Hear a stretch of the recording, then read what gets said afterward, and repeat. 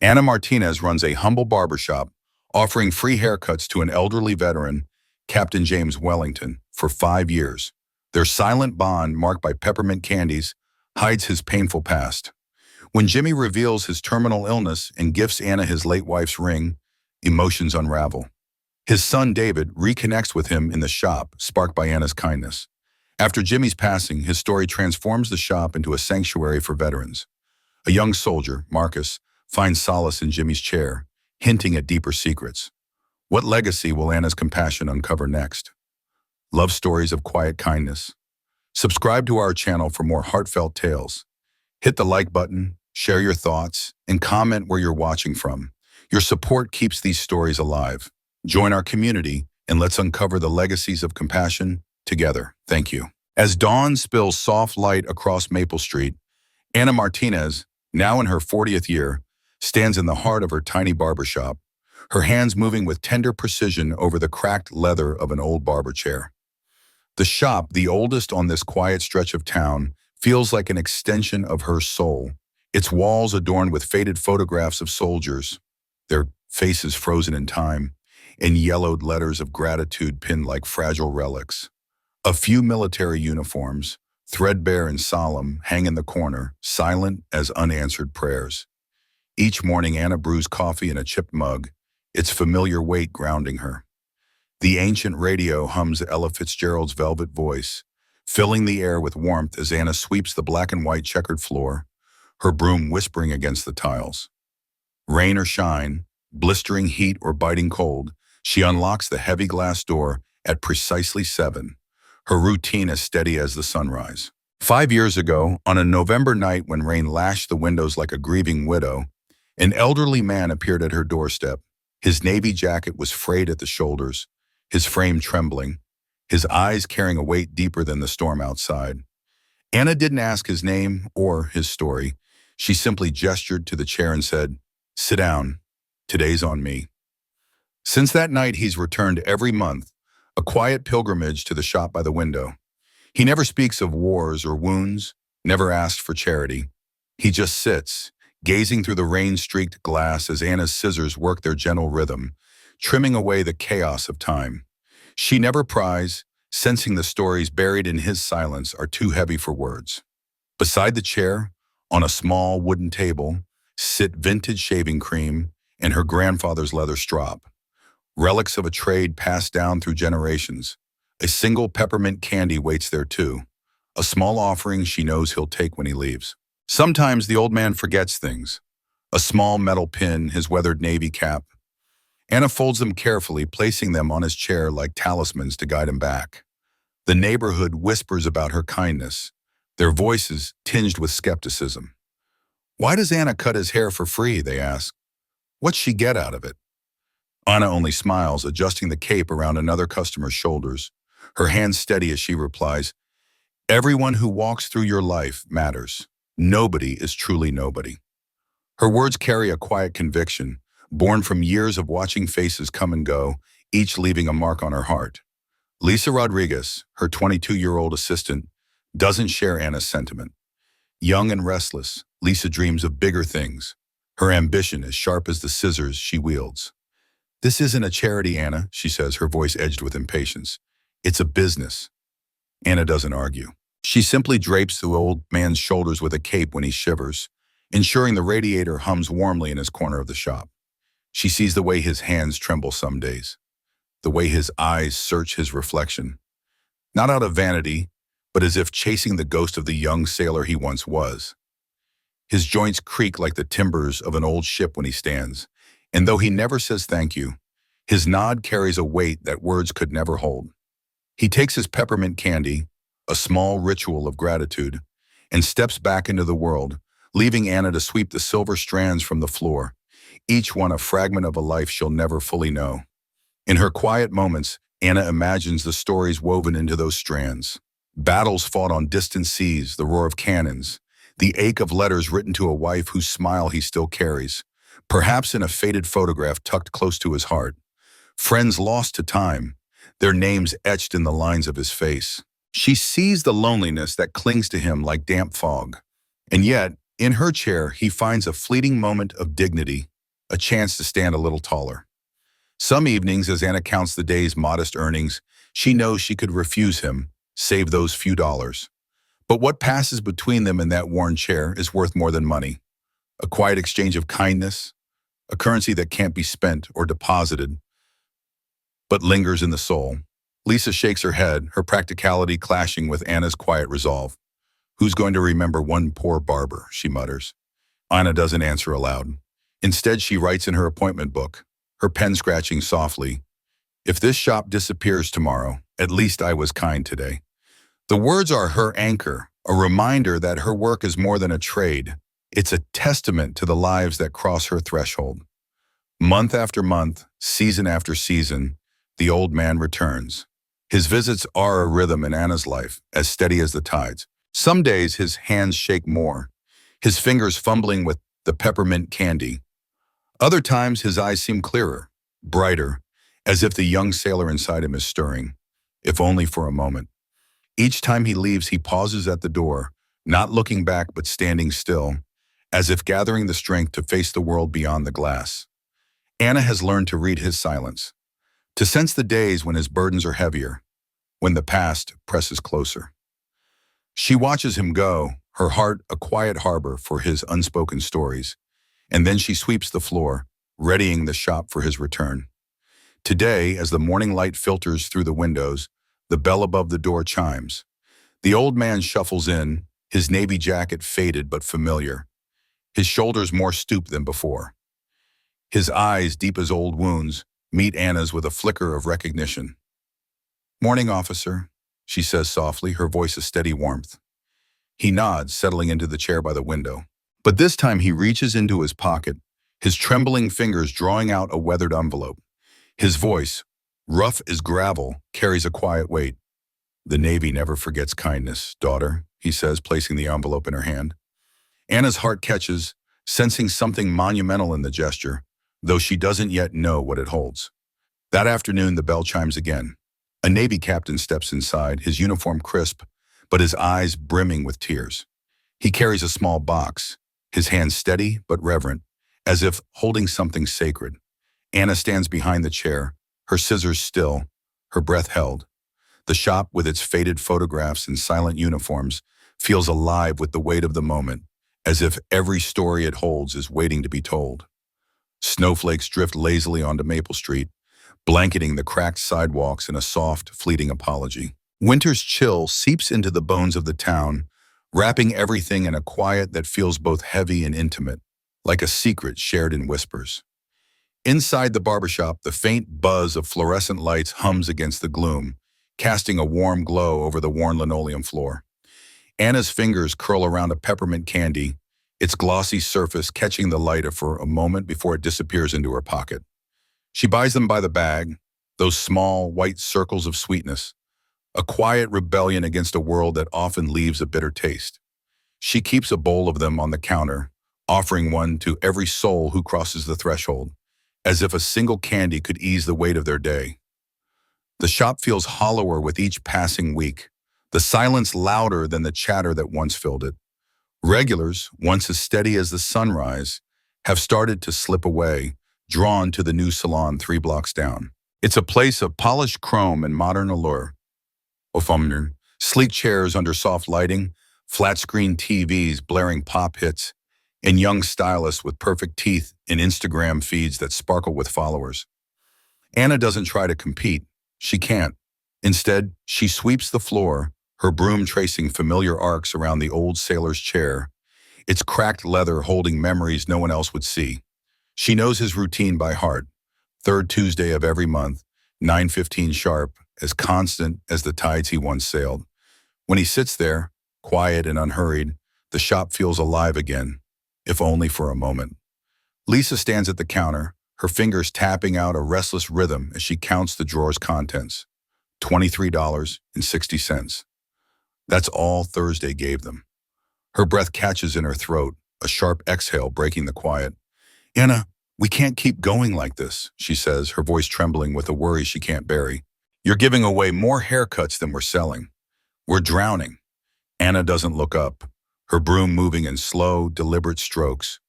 She feels the truth in Lisa's words, the numbers pressing against her like a cold wind, but something in her resists. This shop isn't just a business. It's her anchor, her legacy, a piece of her soul stitched into its creaking walls and faded photographs. Maybe we could advertise, Lisa says, her voice lifting with a spark of hope as she scrolls through her phone. Social media, you know, a loyalty program, coupons, something to pull people back. Anna pauses, her fingers tightening around the broom. Her eyes drift to the old sailor's chair, its armrests worn smooth by years of hands, some steady, some trembling. What loyalty program could mean more than sitting in that chair for 5 years? She asks, her voice soft but heavy with meaning. Lisa opens her mouth to argue but stops, her shoulders sagging. She knows Anna's heart is bound to this place, to its history, in ways that no marketing plan can unravel. The bell above the door chimes, sharp and sudden, as three young men burst in, shaking snow from their designer coats. Their laughter cuts through the quiet, loud and careless, as they take in the shop's retro charm. The faded posters curling at the edges, the rotary phone gathering dust, the barber pole spinning lazily by the window. "This place still exists," the tallest one says, his voice thick with amusement. "It's like a museum." His friends snicker, their smirks effortless, the kind that come from a life untouched by need. Anna's chest tightens, a flicker of protectiveness stirring within her, but she steps forward, her professional smile firmly in place.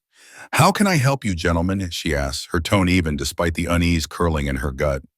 "Just a quick trim," the tall one says, dropping into the old sailor's post chair without a second thought. Anna's breath catches, a quiet gasp only she feels. That chair is more than furniture. It's a refuge, a place where the sailor finds solace. But she swallows her discomfort, reminding herself they need the money. She drapes the cape over his shoulders, her hands steady, and reaches for her scissors. The man leans back, glancing at his friends with a grin. "So who even comes to a place like this?" he asks, his voice carrying across the room. One of his friends laughs. "Probably old losers who can't afford real salons." Anna's scissors halt mid-cut, the blades hovering in the air. Her eyes flick to the mirror, catching the man's reflection. Smug, self-assured, his gaze dripping with disdain. Behind him, the wall holds her grandfather's photographs. Soldiers with young, eager faces, some who never grew old, others who returned carrying wounds no one could see. The images are worn, but their presence is a quiet testament to the lives that have passed through this shop, each one leaving a mark on Anna's heart. She feels their eyes on her now, steadying her as she resumes her work.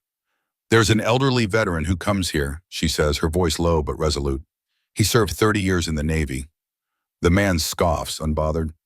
"Cutting his hair for free, I bet. What's the point? Who's he trying to impress? His nursing home buddies?" The words hit like a blow, and Anna feels something cold and sharp uncoil inside her.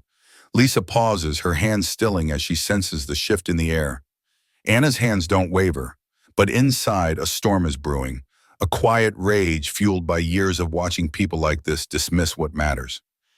"Everyone deserves to feel dignified," Anna says, her voice cutting through the tension like a scalpel, steady and precise. The man laughs, the sound harsh against the shop's quiet sanctity. "Dignified? Look at this place. It's falling apart. You're just enabling them, making them think they matter." Anna sets her scissors down, her movements slow and deliberate. In the mirror, their eyes meet, his mocking, hers burning with a fierce, quiet resolve.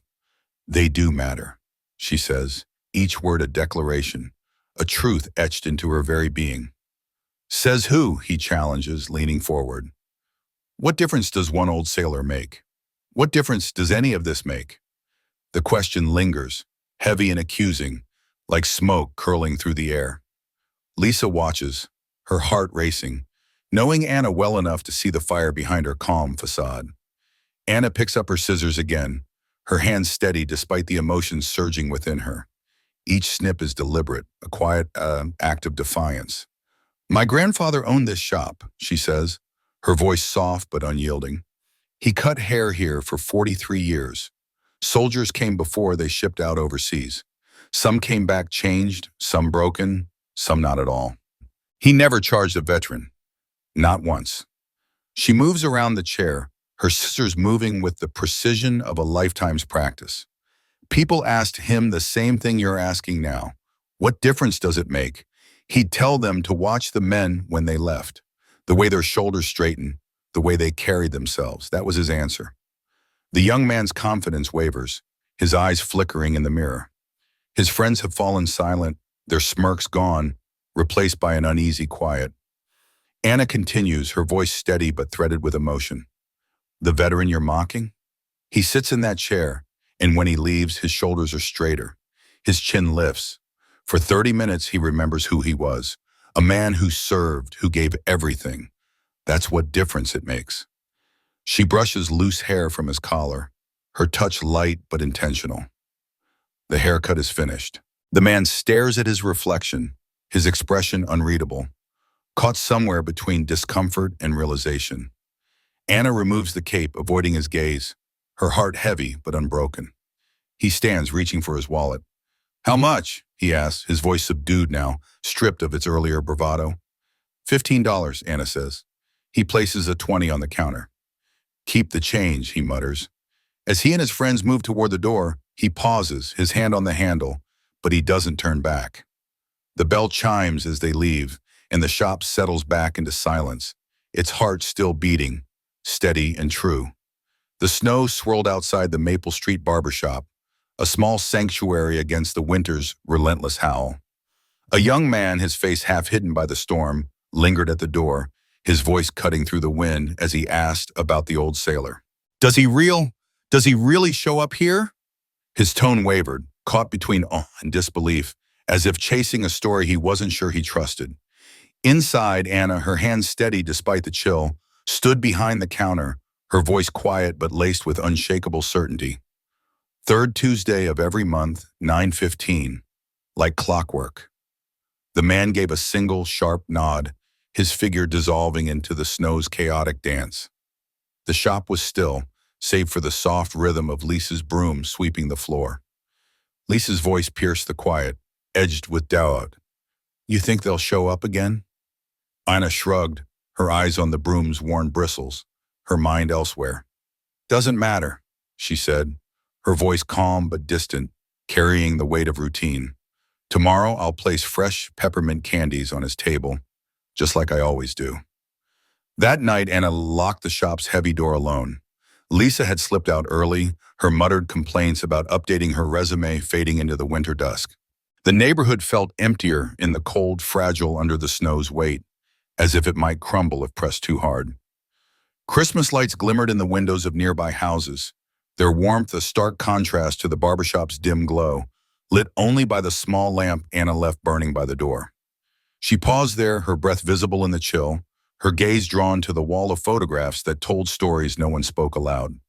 Faded images of young soldiers, boys from Vietnam, Korea, World War II, stared back, their faces frozen in time. Some were neighborhood kids she'd grown up with, who'd left with bright eyes and returned with shadows that never left. Others were strangers from later wars, Desert Storm, Afghanistan, Iraq, men who'd found their way to the chair by the window, seeking solace in its quiet ritual. Anna's fingers traced one photograph, her touch light but heavy with memory. Michael, a boy whose laughter once filled the shop, who'd never made it home. Her grandfather had cut his hair the night before he left, a final act of care before the war claimed him. Michael's sister had brought the photo after the funeral, her voice breaking as she begged Anna to hang it. So someone remembers him, she'd whispered, her eyes red and hollow. The memory clawed at Anna's heart, a familiar ache that never dulled. The wind howled, shaking the windows, pulling her back to the present. She pulled her coat tighter, the young man's question lingering like smoke. What difference does any of this make? In 3 days, the old sailor would return, as he always did. He'd sit in his chair, take his candy, and leave with a posture just a touch prouder. Tomorrow, another soul might step through that door, carrying wounds no one could see. Anna turned off the lamp, stepping into the biting cold, the question unanswered, but somehow sufficient to keep her going. Tuesday morning arrived with an unexpected warmth that softened the world outside. The snow had melted into gray rivulets, snaking through the gutters of Maple Street. Anna opened the shop early, the familiar creak of the lock grounding her. She arranged fresh peppermint candies in the ceramic dish her grandmother had painted 60 years ago, its delicate blue swirls worn, but still radiant. The clock ticked past 9 o'clock, then 9:15, then 9:30. The old sailor was never late. Anna's gaze flicked to the window, searching for his familiar outline, the deliberate, measured steps of a man whose knees carried the ache of decades on rolling ship decks. The street was quiet, save for an elderly neighbor, Mrs. Chen, coaxing her frail terrier along, and a delivery truck idling nearby, its engine a low rumble. By 10 o'clock, worry settled in Anna's stomach, a cold, heavy knot that refused to untie. She distracted herself, polishing the counter, aligning chairs, but her eyes betrayed her, darting to the door. At 10:47, the bell chimed, its sound a sharp note in the stillness. The old sailor stepped inside, but he was changed. His movements were slower, each step a quiet struggle, as if the act of crossing the threshold demanded everything he had. His navy jacket hung loosely, his shoulders diminished, as if the night had carved away at him. Yet his eyes burned with a new fire, a clarity so sharp it seemed to slice through the air, bright as starlight on a frozen sea. "Morning, officer," Anna said, but her voice faltered, the familiar words stumbling. He nodded, easing into his chair by the window. Today he didn't watch the street, as was his custom. Instead, he studied Anna's reflection in the mirror, his gaze intense, as if committing her to memory. She draped the cape over his shoulders, her fingers catching the faint tremble in his hands. Not the steady shake of age, but a deeper quiver, the kind born of a man steeling himself for something impossible. "Little cooler today," she said, her voice a lifeline in the heavy silence, as her fingers sifted through his silver hair. "Anna," he said, low and deliberate. She froze, the scissors nearly slipping from her grip. In 5 years, her name had never crossed his lips. Their eyes locked in the mirror, his gaze steady, unyielding. "You know my name," she whispered, her voice fragile.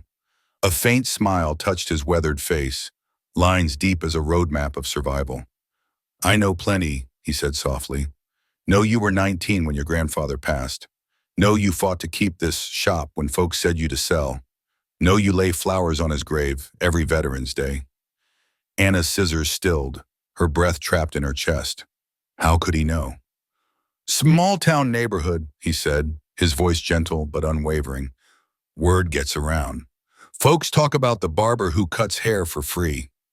Her hands shook as she resumed cutting, the snip of the scissors loud in the hush. The old sailor reached into his jacket, his fingers slow, deliberate, as if each movement carried the weight of a lifetime story. In the quiet hum of the barbershop, the old man reached into the worn pocket of his jacket, his fingers brushing against the familiar fabric before pulling out a thick, yellowed envelope. Its edges were frayed, softened by time, as if it had been carried close to his heart for years. He set it down gently on the small bowl of peppermint candies, their red and white swirls catching the soft morning light. "I need to give you something," he said, his voice low but steady, carrying a weight that made Anna pause mid-snip. "This isn't about owing me anything. You don't owe me a thing. This is about remembering." Anna's scissors moved with deliberate care, her hands steady but her heart unsteady. There was something different about this haircut, something final that hung in the air like the faint scent of aftershave. She didn't rush, though her instincts urged her to linger, to stretch each moment as if she could hold time itself still. Each snip felt like a small act of preservation, a way to keep this man, this moment, from slipping away. She didn't know why, not yet, but her chest tightened with the unspoken understanding that this was more than a routine trim. When she finished, the old man didn't rise as he usually did. He stayed seated, his hands resting on the arms of the chair, his gaze fixed on the envelope. "Open it," he said softly, his voice a gentle nudge that carried the weight of a lifetime. Anna's fingers trembled as she reached for the envelope, her heart pounding with a mix of curiosity and dread. She broke the seal carefully, as if it were fragile, and pulled out a photograph. It showed a younger version of the man, perhaps in his 30s, Standing tall in crisp navy dress whites, his face unlined, but unmistakably his. Beside him stood a woman with kind, sparkling eyes and a smile so warm, it seemed to radiate through the faded image. Behind them, a Navy destroyer sliced through endless blue water beneath a sky untouched by clouds. Beneath the photograph lay a letter, written in careful, looping script. Anna's breath caught as she began to read. "My name is Captain James Wellington, USN, retired," it began. "The woman in this picture is my wife, Eleanor. She passed 6 years ago, 2 weeks before I stumbled into your shop. That night, I was ready to follow her. I had it all planned, every detail. Then I got lost in the rain, wandering aimlessly until I ended up at your door. You looked at me, a drenched old man, and said, 'Sit down. Today's on me.' 5 simple words, Anna, and they saved my life." Her eyes stung as she read on, each word pulling her deeper into a story. "For 5 years, you've given me more than haircuts. You gave me a reason to get out of bed on Tuesday mornings, a place where I wasn't just the widower grieving Eleanor, but a person worth caring for. Eleanor would have loved you. She always said kindness was the only thing that mattered in the end. I'm sick now, Anna. The doctors give me weeks, maybe a month, but I'm not sad anymore. I had Eleanor for 42 years. I had you for 5. That's more happiness than most people get in a lifetime." Anna's hand shook as she reached the next part. "The envelope holds Eleanor's engagement ring and our wedding picture. Not because I think you need them, but because I want them to be with someone good.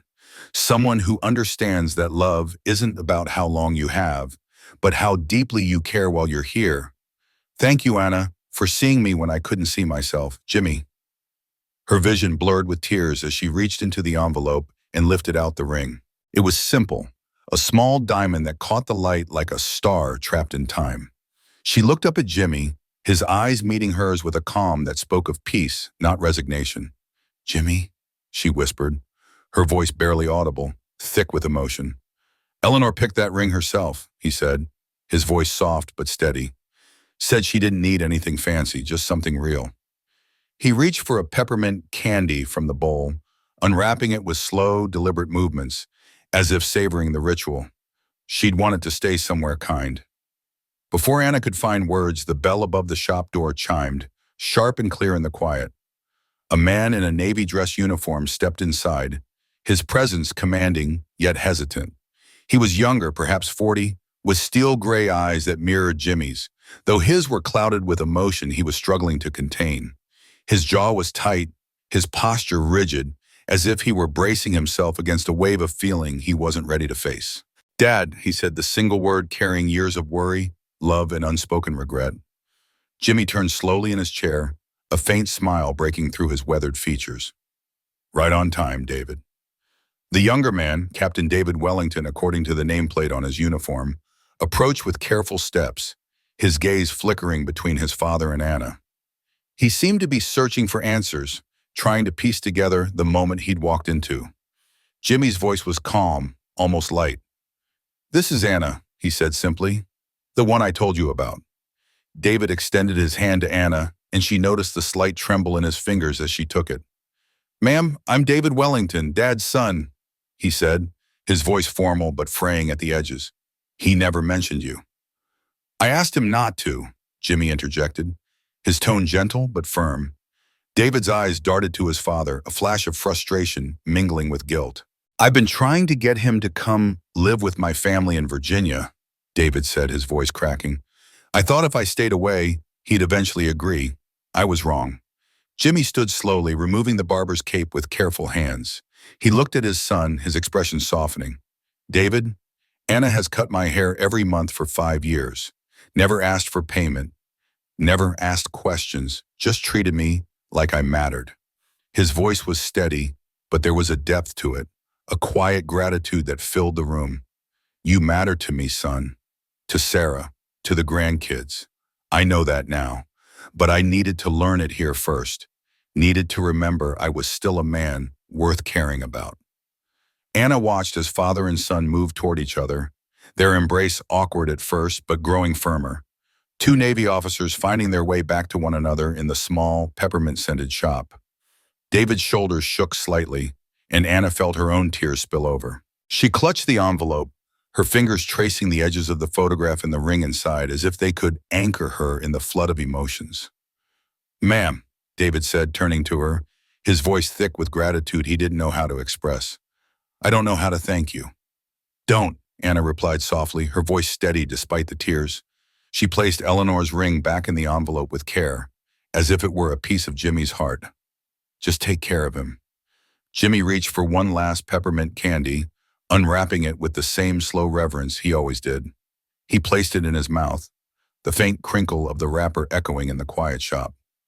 His eyes met Anna's one final time, and in them she saw a man at peace, not with death, but with life. A man who had loved deeply, lost profoundly, and found his way back through the simple kindness of a stranger. The moment Jimmy Wellington and his son David stepped toward the barbershop door, a quiet ache settled in Anna's chest. Jimmy's farewell lingered in the air, soft but heavy, like the sweetness of peppermint candies mingling with the salt of tears he no longer hid. "See you around, Anna," he said, his voice steady but laced with a vulnerability that made her heart twist. David echoed the words, "See you around, Jimmy," his tone carrying the weight of a son who knew this goodbye was different. At the threshold, Jimmy paused, his weathered hand gripping the doorframe as he turned back to Anna. His eyes, bright with gratitude, held hers for a moment. "The Navy never forgets kindness, daughter," he said, the word daughter wrapping around her like a warm blanket. Then they were gone, leaving Anna standing alone in the shop, the silence louder than any sound she'd ever heard. An empty chair sat in the corner, a precious envelope rested on her desk, and in her heart bloomed the bittersweet understanding that some gifts, those rare, soul-deep ones, could only be given once. For 3 weeks, Anna couldn't bring herself to touch Jimmy's chair. It remained exactly as he'd left it, a shrine to a man who'd become more than a customer. The small table beside it held a bowl of fresh peppermint candies, their scent a faint echo of his presence. His forgotten navy cap draped over the armrest, its faded fabric standing guard like a loyal sentinel.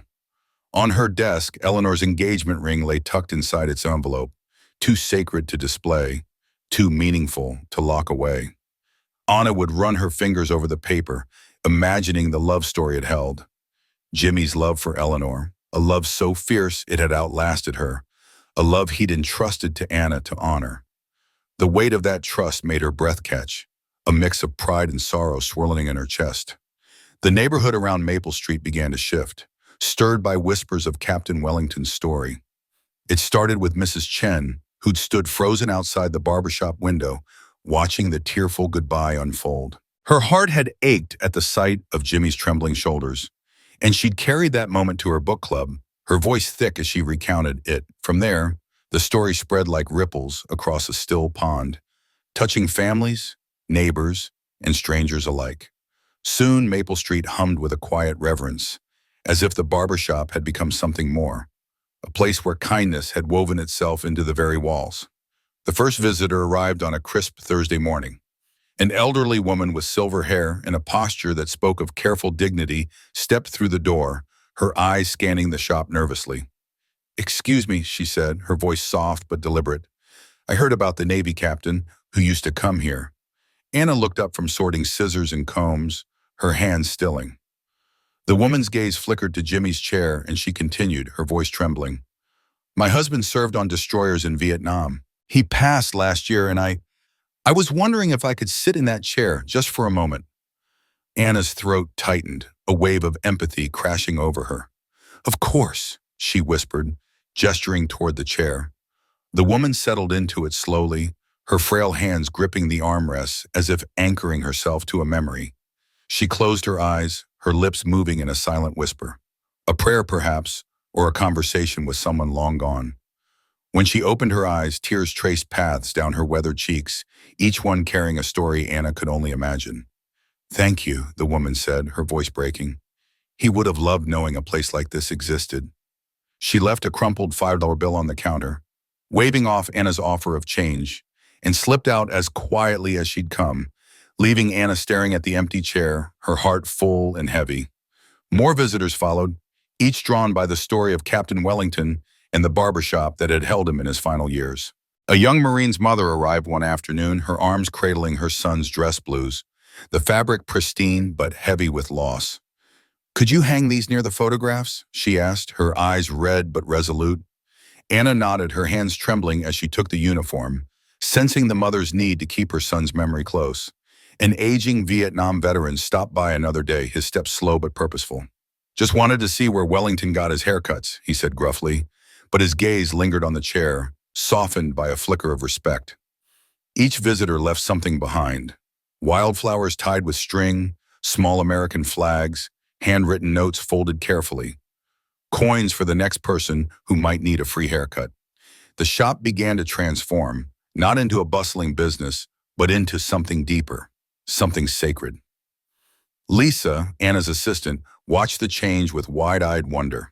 She'd worked in the shop for years, her practical mind once dismissing Anna's generosity as bad business. But now, as she looked at the wall of photographs adorned with flowers and flags, she felt a shift inside her. One afternoon, as Anna swept the floor, Lisa spoke up, her voice quieter than usual. "Anna, I was wrong about this place." Anna paused, leaning on her broom, her brow furrowed. "Wrong how?" Lisa gestured toward the wall, her eyes tracing the tributes left by strangers. "I thought kindness was weakness, thought you were too soft to make this place work. But look at what you've built. This isn't just a barber shop anymore." Anna tilted her head, curious. "What is it then?" Lisa paused, searching for the right word, her voice steady with conviction. "A sanctuary, a place where people come to remember they matter, that their stories aren't forgotten." Anna's eyes stung, and she turned away, sweeping harder to hide the tears threatening to fall. Lisa's words echoed in her mind, a quiet affirmation of something she'd felt but never named. That evening, the phone rang, shattering the shop's stillness. Anna answered, and David Wellington's voice came through, heavy with grief but grounded in purpose. "Anna, it's David. Dad passed this morning, peaceful. He was asking for you at the end." Anna sank into Jimmy's chair, her fingers closing around Eleanor's ring, the cool metal grounding her as her heart broke. "I'm so sorry," she managed, her voice barely a whisper. "Don't be," David said, his tone softening. "He was ready, but he wanted me to tell you something." His voice cracked and Anna braced herself. "He said the last 5 years were the happiest of his life since Mom died. Because of you." The words landed like a stone in her chest, stealing her breath. She couldn't speak, the knot in her throat too tight. David continued, his voice steadying. "There's something else. Dad left instructions. He wants his Navy funeral flag to hang in your shop. Said it belongs where kindness lives." Anna clutched the ring tighter, tears spilling over as she nodded, though David couldn't see. "I'd be honored," she whispered, her voice breaking. Jimmy's funeral drew a crowd that surprised even David. Dozens of people filled the cemetery, many of whom Anna had never met. There were customers who'd heard the barbershop story, veterans who respected Wellington's service, neighbors who understood the quiet heroism of everyday kindness. The air was thick with shared grief and gratitude, a community bound by a man whose legacy had touched them all. At the graveside, David approached Anna, a triangular flag case in his hands. His eyes were red but clear, his voice steady as he spoke. "This is yours," he said simply. "Dad was specific. He said, 'Give it to the woman who saw me when I couldn't see myself.'" Anna took the case, her hands trembling, the weight of it heavier than she expected. She looked at David, searching for words, but none came. Instead, she nodded, her heart swelling with the honor of carrying Jimmy's memory forward. Anna's hands trembled as she took the flag, its folds heavy with more than just fabric. The weight pressed against her chest, a silent reminder of loss, honor, and the unspoken promises she'd made to those who'd sat in her shop. Her heart ached with a quiet intensity, each crease of the flag whispering memories of Jimmy, his laughter, his steady presence, the way he'd tilt his head when he spoke of duty. She carried it back to the shop, her steps deliberate, as if moving too quickly might unravel the fragile thread holding her together. Inside, she hung the flag with care beside Jimmy's photograph, right above the chair that still bore the imprint of his absence. The act felt sacred, a vow to keep his memory alive. As she stepped back, her eyes traced the familiar lines of his face in the photo, and for a moment she swore she could feel him standing beside her, his quiet strength urging her to carry on. Lisa, her friend and quiet partner in this labor of love, arranged the funeral flowers with a tenderness that mirrored Anna's own. Each petal was placed with intention, as if the flowers could speak the grief neither woman could fully voice. When they finished, Lisa stepped back, her eyes soft with admiration. "It's beautiful," she murmured, her voice barely above a whisper, as though speaking too loudly might disturb the sanctity of the moment. Anna nodded, her gaze lingering on the memorial they had crafted together. The wall was more than a collection of objects. It was a tapestry of lives. Photographs of soldiers whose names had faded from the world's memory. Handwritten notes from families whose gratitude spilled across the pages. Vibrant flowers that bloomed in defiance of loss. And now, Jimmy's flag, a symbol of service that would never fade. This wall was a living testament to sacrifice, to the courage it took to show up, and to the quiet power of being truly seen. A young man stepped through the door, his army dress greens crisp, but his eyes shadowed with a battle Anna couldn't see. His name was Marcus, just back from Afghanistan, and his nervous energy filled the room like static. He fidgeted, his fingers tugging at the edge of his uniform as he spoke. "Ma'am, I heard about this place, about what you do for veterans." His voice was hesitant, but there was a hunger in it, a need for something more than a haircut. Anna's heart softened as she gestured toward Jimmy's chair, its worn leather a silent invitation. "What's your name, soldier?" she asked, her voice warm but steady, anchoring him in the moment. "Marcus," he replied, his eyes flickering to the photograph above the chair. Anna draped a fresh cape over his shoulders, the fabric settling like a promise. "Welcome home, Marcus. This one's on the house." As she began to cut, her scissors moving with the rhythm of someone who'd done this 1,000 times, Marcus's gaze drifted to Jimmy's photograph, then to the flag above it. "Did you know him?" he asked, his voice barely audible, as if he wasn't sure he deserved to ask. Anna paused, her hands still for a moment as she considered the weight of the question. "The captain? For 5 years," she said, her voice thick with memory. "He taught me that kindness isn't just giving something away. It's seeing someone for who they are, not what the world's turned them into." Her words carried the weight of every conversation she'd had with Jimmy, every lesson he'd imparted without ever preaching. Marcus nodded, his eyes distant but attentive, as if her words were a lifeline pulling him back to himself. "I could use some of that," he admitted, his voice raw with vulnerability. Anna smiled, her hands moving again. "You've got it, Marcus, for as long as you need it." When she finished, Marcus stood, his shoulders straighter, his posture carrying a confidence that hadn't been there when he walked in. He reached for a peppermint candy from the dish on the counter, unwrapping it with deliberate care, as if the simple act grounded him. "Same time next month?" he asked, his voice steadier now. Anna nodded. "Jimmy's chair will be waiting." As Marcus left, the bell above the door chimed softly, and Anna sat in the fading afternoon light, the shop quiet except for the hum of her own thoughts. The empty chair beside her no longer felt like a void. It was expectant, brimming with possibility, ready to hold the weight of the next person who needed to remember they were more than their scars. One spring morning, Anna placed a fresh peppermint candy on the chair, its wrapper glinting in the sunlight that streamed through the window. Beside it, she set Jimmy's old Navy cap, its edges worn from years of use but still carrying the pride of his service. A young soldier entered, his steps hesitant, his eyes scanning the shop as if unsure he belonged. He was new, his first time here, and his nervous energy reminded Anna of Marcus, of Jimmy, of every soul who'd crossed her threshold seeking something more than a haircut. "This chair," she said with a smile that radiated warmth, "is for anyone who's traveled far and wants to come home." She worked with care, her hands steady as she shaped his hair, her presence a quiet reassurance that he was seen. When she finished, the young soldier stood, took the peppermint candy, and bowed his head deeply, a gesture heavy with unspoken gratitude. He left without a word, but the weight of his thanks lingered in the air. As the day drew to a close, Anna looked around the shop. The barber chair stood proud, the medals on the wall gleamed softly, and the nameless letters from grateful families whispered stories of lives touched by this place. Lisa moved quietly in the background, sweeping up clippings, her presence a steady comfort.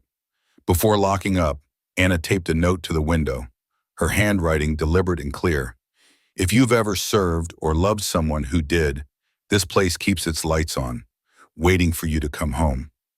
The late afternoon sun cast golden rays across the shop, illuminating the flag, the photographs, the flowers. Anna whispered to herself, her voice soft but resolute. Everyone's road is long. We just hope someone remembers to save an empty chair and a peppermint candy. Outside, the wind stirred gently, carrying with it the soft echo of an unspoken thank you, a reminder that every quiet act of kindness could ripple through time, becoming a legacy that lived forever.